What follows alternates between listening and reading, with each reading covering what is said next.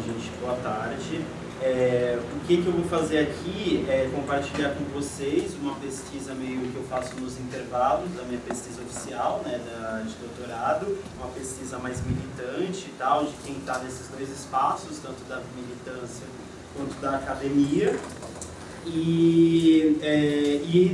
Tem muita coisa por fazer, né? Porque infelizmente esse debate não é feito em lugar algum nesses termos, digamos assim. Então eu vou falar de vários assuntos, às vezes regiões teóricas bem pantanosas, mas vocês me avisem se afundar demais. E tentar sempre trazer para a prática, né? Fazer essa união entre prática e teoria. Muito bom. Antes de tudo, eu gostaria de deixar bem claro que essa comunicação não tem por objetivo criticar as práticas de militantes, grupos ou organizações nas suas individualidades, tampouco de prescrever um modo correto de ação política. No lugar disso, pretendo reconstruir partes da história e da dinâmica da sociedade capitalista na sua relação dialética entre centro e periferia, de modo a iniciar um debate sobre os possíveis caminhos alternativos para os atuais impasses políticos e organizativos do que se tem chamado de movimento de lésbicas, gays, bissexuais, travestis e transexuais. A partir de agora, LGBT. Quem sabe da esquerda, como um todo. Isso precisa ficar bastante claro, porque a despeito dos acertos, a história aconteceu do modo como aconteceu. Como nos diz Jameson no texto que eu vou usar como base para a discussão. E Lamentações, a meu ver, até que se prove o contrário, não nos levam para além das lamentações. Mais ainda, há uma série de vivências e experiências específicas que têm valor em si, pois estão inseridas em um processo ainda em curso e passível de intervenção, o que é parte da minha intenção aqui. Acredito, assim, que só ganho crítico se, além de olharmos para a história... Além de olharmos para a história mais com o objetivo de aprender com ela do que de lamentá-la, percebermos o quão diferente é o passado do presente. Este último, o presente, tem seus próprios desafios a serem enfrentados com a crítica do passado, não como um mapa, e sim como um autoconhecimento coletivo das potencialidades concretizadas e não concretizadas. Essa comunicação está dividida em duas partes, sendo que na primeira nós vamos periodizar os anos 60, sobretudo porque é nessa década que tem se localizado a emergência do movimento LGBT atual. E ainda mais importante, porque é naquele momento sócio-histórico que surge o princípio identitário peculiar que estrutura as mais variadas visões de mundo e práticas dessas e de outras forças sociais atuantes hoje.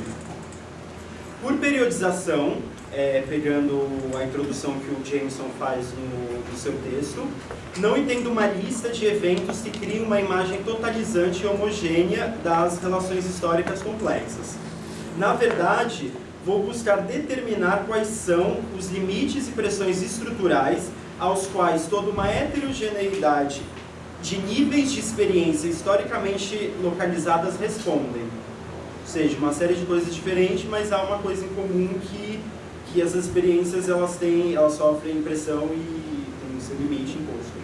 Isto é, quero enxergar algumas das relações entre as partes específicas que formam todo o complexo do período proposto.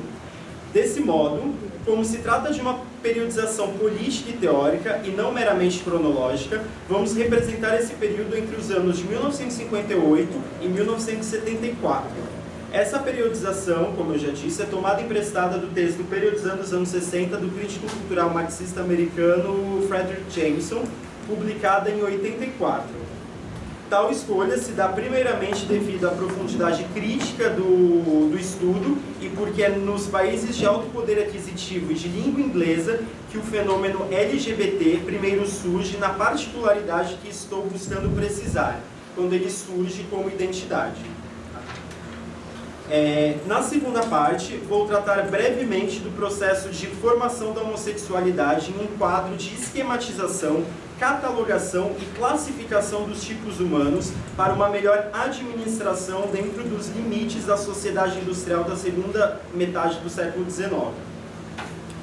Depois vou mostrar como, já no fim dos anos 60, então tem um salto aí, que eu admito, é um salto terrível, acontece a transformação de uma luta antissistema em um estranhamento dos corpos com o intuito de forjar identidades sexuais baseadas no consumo, que não visem mais na destruição do modo de vida atual, mas a sua integração a ele. Tal luta antissistema, do meu ponto de vista, pressupunha uma visão que não dissociava o aprisionamento das possibilidades de emancipação material das suas práticas correspondentes de normatização e perseguição moral. Basicamente, o problema deixa de ser a reprodução do regime anti-humano do capital, determinando todas as esferas da nossa vida, cuja frieza, crueldade e pragmatismo são escamoteados por um receituário moral, feudal cristão, hegemônico e extremamente violento, que também chamamos de patriarcal, como nos lembra Engels no Anti-Düring. Para se transformar em um problema para se transformar em uma questão de expansão das oportunidades de participação nesse modo de vida, com vias a reformá-lo, com o objetivo de reformá-lo e apenas culturalmente, na melhor das hipóteses. Pode-se adiantar que a derrota da greve geral de maio de 68 na França, a implementação do neoliberalismo e a epidemia da AIDS no começo dos anos 80 são fenômenos cruciais nessa neutralização, essa dissolução das energias utópicas acumuladas até o final dos anos 60, já que a convivência desse primeiro levante contra a moral burguesa era fundamentalmente alimentada por uma possibilidade sócio-histórica concreta de revolução e de construção de um novo mundo, que não reconhecia a dicotomia entre seus aspectos político-culturais e econômicos.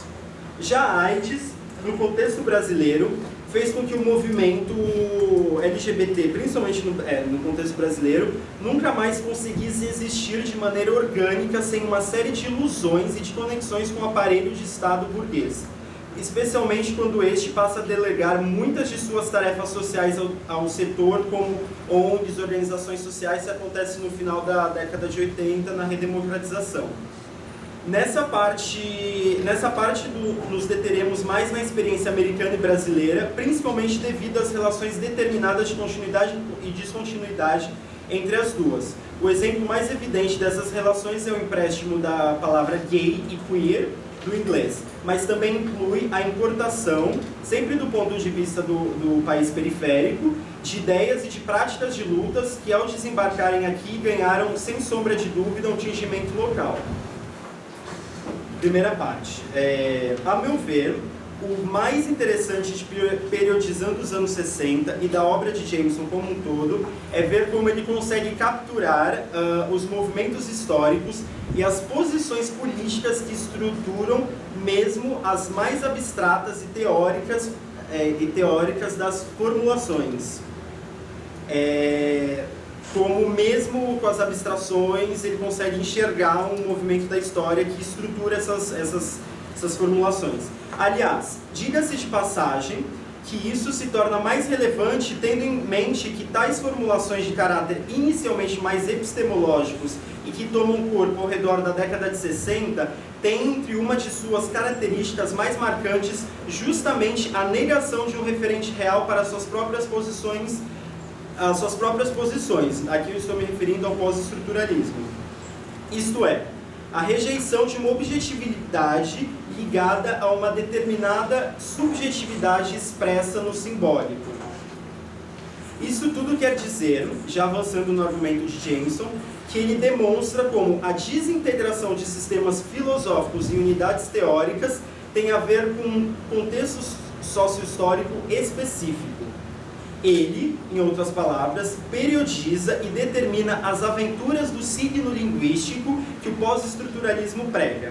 A desestabilização da unidade mínima de conhecimento, o signo, se deve ao fato de seu significante, ou veículo material, imagem, som ou letra escrita, contar com infinitas possibilidades de significados. Isto é, significados, imagens mentais, significados ou conteúdos conceituais, e com a ausência de uma estrutura referencial comum no mundo real. Para Jameson, esse modo de pensar está ligado à percepção correta de uma fragmentação e abstração da vida objetivada, por sua vez, pela crescente dependência humana de relações financeiras e pela falta de eu não consigo, das posições políticas que vão, a esquerda vira a direita e por aí vai. A destruição de modos de vida tradicionais, ou dito de outro modo, com a modernização mais completa da agricultura e eliminação da subsistência, alinhada com a centralidade, independência e autonomia do político em relação ao econômico, nas novas maneiras de luta social, referenciadas em um certo gramscianismo, produziram essa percepção de abstração e fragmentação em um nível ainda mais radical do que no começo do século XX. Ele nos mostra a todo momento como certas subjetivações do modos de pensar revelam muito da dinâmica do caldo sócio-histórico que emergiram, pois são expressões simbólicas de um inconsciente político que responde ao mesmo núcleo de um mundo sensível e heterogêneo. Gente, desculpa pela linguagem muito conceitual e abstrata, mas é porque está no começo da formulação. A verdade dessa história é a ideia de separação que Jameson, embora não nomeie diretamente no texto, toma de um privilegiado e radical observador dessas mutações, Guy Debord. Reduzindo bastante para fins de exposição, o Guy Debord antecipa que, apesar da acumulação do capital parecesse ter como resultado inevitável, tanto para o campo socialista quanto para o campo anarquista, Bakunin e para o Marx, a expansão e a unificação de uma força social de trabalho industrial que pudesse se opor à hegemonia do sistema produtor de mercadorias, o que vemos a partir da década de 70 no centro e na década de 80 na periferia do sistema é uma atomização radical que supera em larga medida a força de coletivização.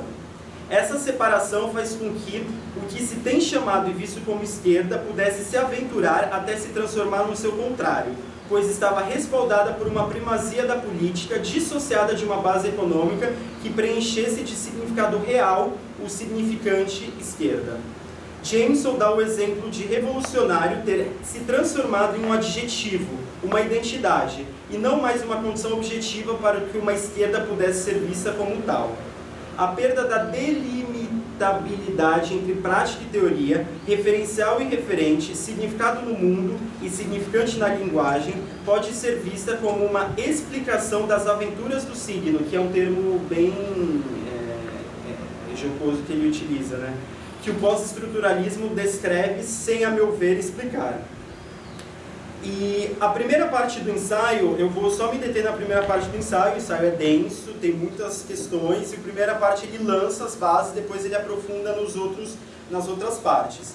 Então, a primeira parte, agora, isso é a questão teórica, o plano das ideias, né? E como é que ele faz esse movimento, mas agora é como é que isso se dá na transformação da base real, da vida real das pessoas.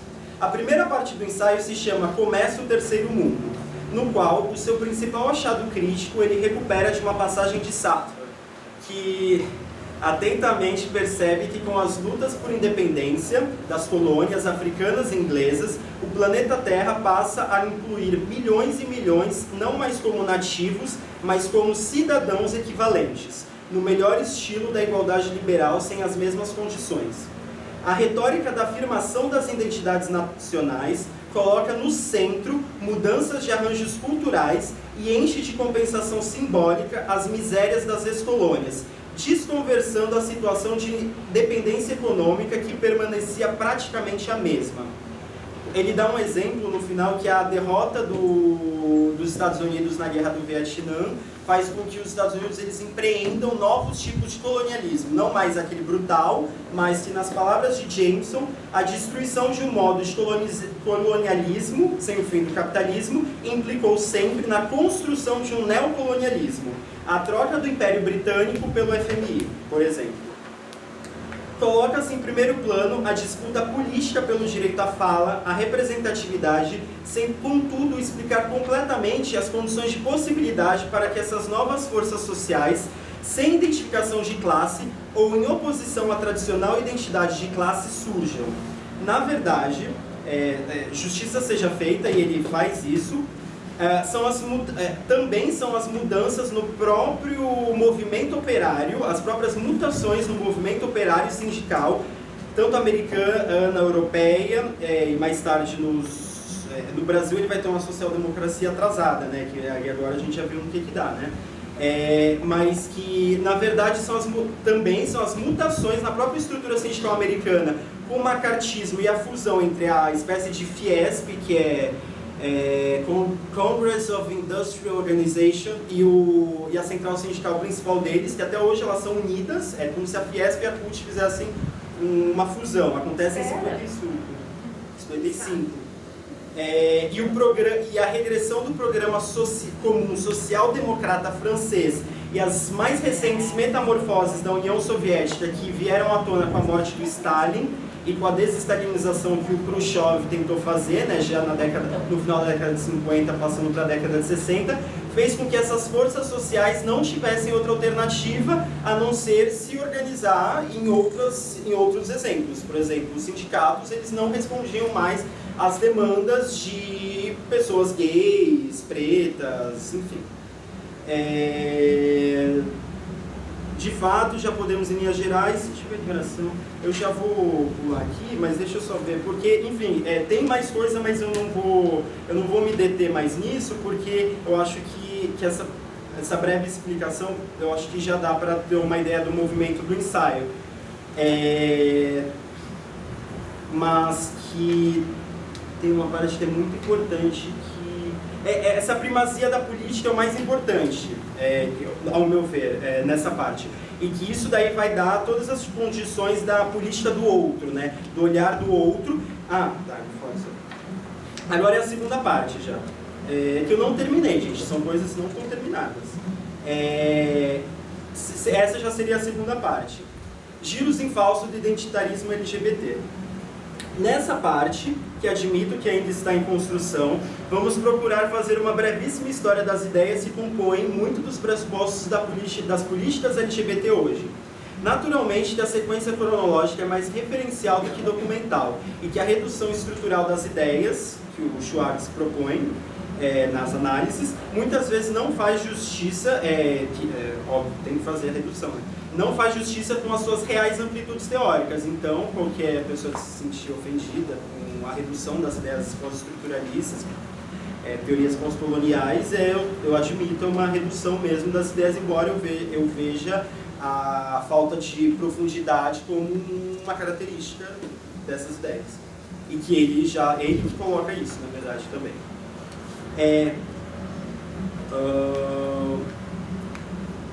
E essas ideias, elas assumem feições e têm funcionamentos locais distintos, dependendo do lugar e do período em que circulam, bem como se essa circulação se dá em um país de alto poder de consumo, onde as ideias são produzidas mais rapidamente e normalmente mais exportadas do que importadas, ou em um país como o Brasil, onde a situação, apesar de em sintonia, também tem suas especificidades. No melhor estilo desigual combinado, como na Lei de Desenvolvimento do Trotsky, e diverso, mas não alheio na formulação para a cultura de Robert Schwartz. Sistematicamente falando, podemos pensar em 3 momentos cruciais da política identitária. E é nisso que eu vou me focar na questão das ideias agora, e depois a questão mais material. Sistematicamente falando, podemos pensar em 3 momentos cruciais da política identitária, que tratamos até agora e da qual o movimento LGBT que conhecemos tem como fonte de energia primordial. Uma primeira fase de afirmação identitária, ligada a todo o início do período que discutimos agora, os anos 60, e que ainda estava sob forte influência do sistema filosófico existencialista francês de Sartre, transformado em ideologia moral já. Isso se caracteriza, nas palavras de Jameson, em uma metafísica da paixão heróica, da escolha, da liberdade existencial no vazio. É o ser sem muitas determinações, portanto abstrato, em um mundo sem muitas determinações, portanto igualmente abstrato. Seres sem nenhuma outra determinação e portanto abstrato, no mundo vazio, então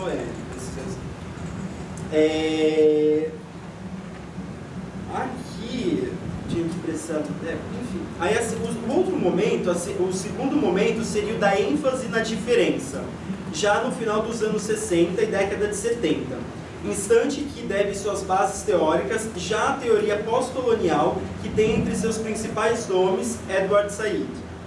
Basicamente, devido às diferentes realidades geopolíticas, culturais e sociais dos recentemente incorporados novos territórios do mundo, né, Gana, todas as colônias que o Jameson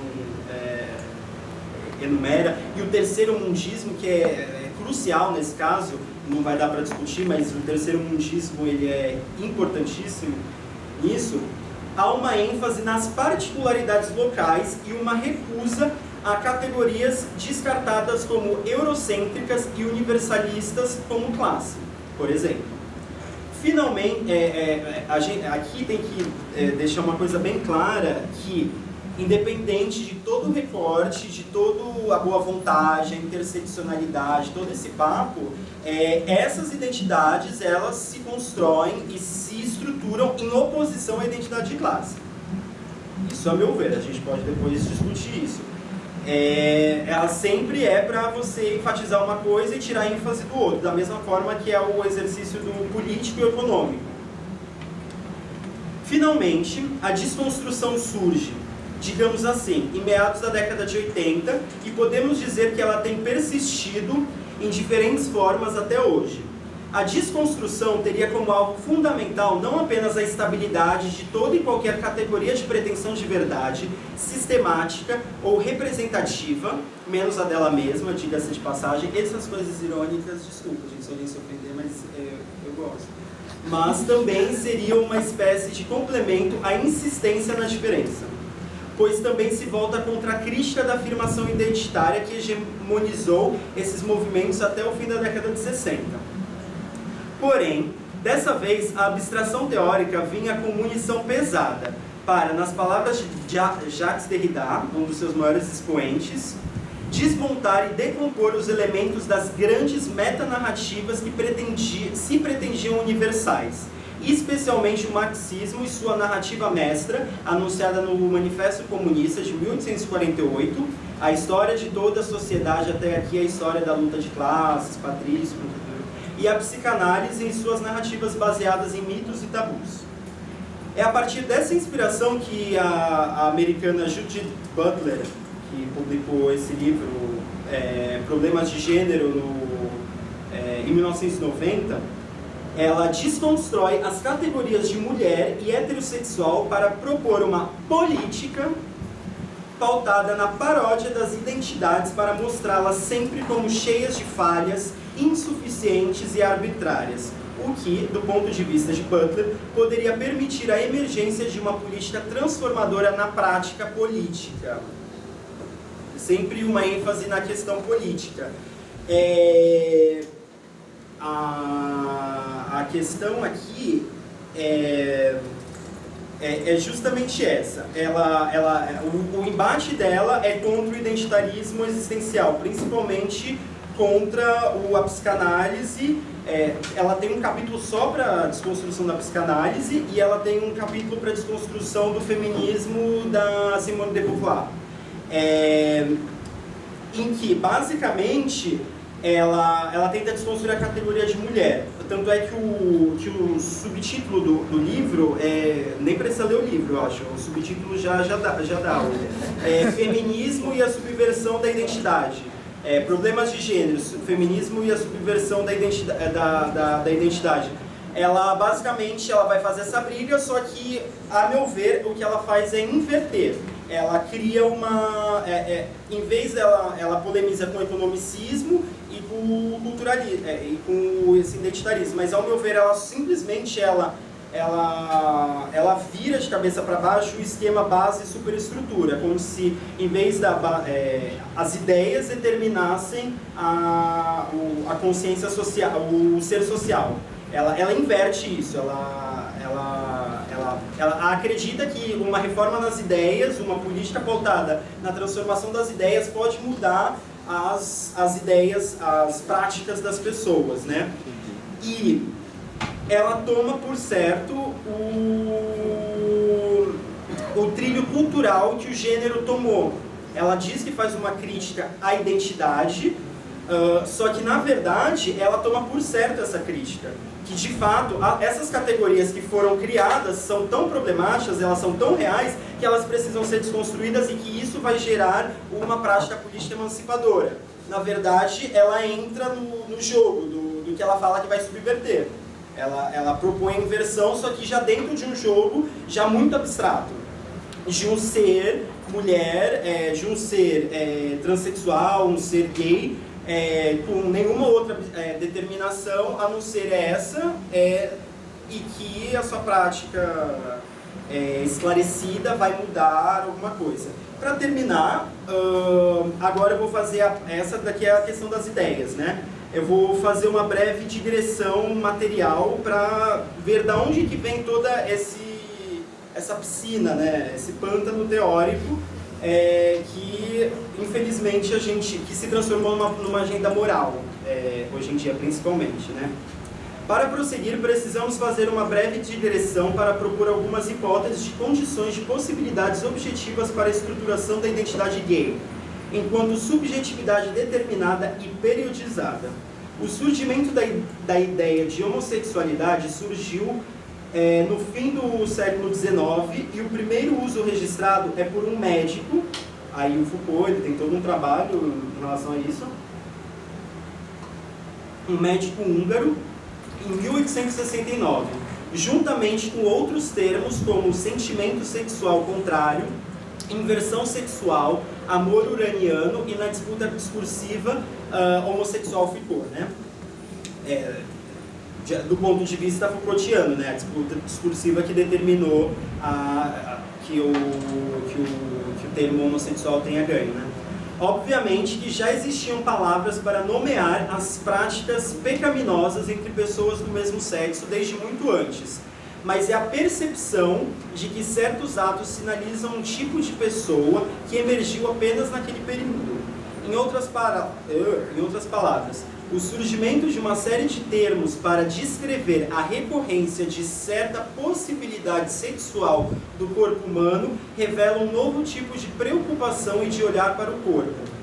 Isso tem a ver com o impulso de urbanização e industrialização do capitalismo vitorioso no século XIX, que demandava a classificação para a melhor administração da sociedade industrial urbana, pois noções como a dona de casa, porque isso daí eu peguei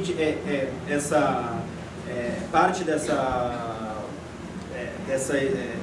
bibliografia é um texto, é um livro, esse livro que é do SWP, um partido nem sei se existe mais na Inglaterra, e tem esse livrinho e outros textos muito bons que eles fazem essa digressão. E aí por isso as palavras estão em inglês. A prostituta, a criança, vários termos para definir tipos humanos vão surgindo naquele momento de administração da sociedade. A questão das relações homossexuais tem que ser vista próxima das formas sociais que o que entendemos por família assumiu de sociedade para sociedade, de modo de produção para modo de produção.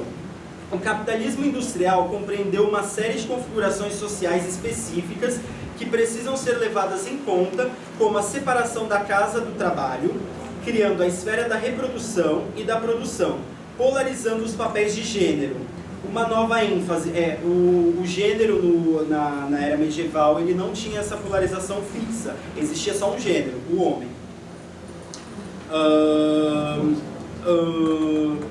Polarizando os papéis de gênero. Uma nova ênfase na individualidade e na vida pessoal, sobretudo com a ascensão do plurindustrialismo do fim do século XIX, que passou a potencializar essas esferas com o consumo nacional interno e a dependência subjetiva cada vez maior de relações financeiras.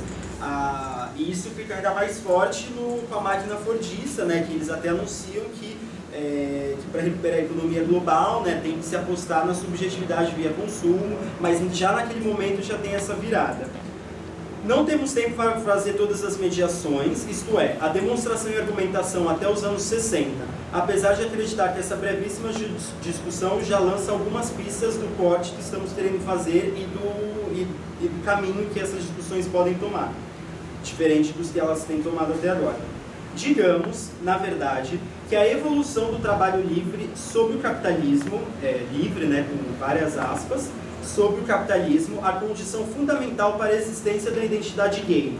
Os jovens que nasceram e cresceram na sociedade de consumo de massa de bem-estar social que a máquina fordista permitiu de 45 a 73, objetivou que amplos setores das classes médias conseguissem ir para a universidade e viver independentemente dos pais, financeiramente, no sentido mais objetivo do termo, o que lhes permitia viver abertamente um estilo de vida gay e outros estilos, né, que vão vindo.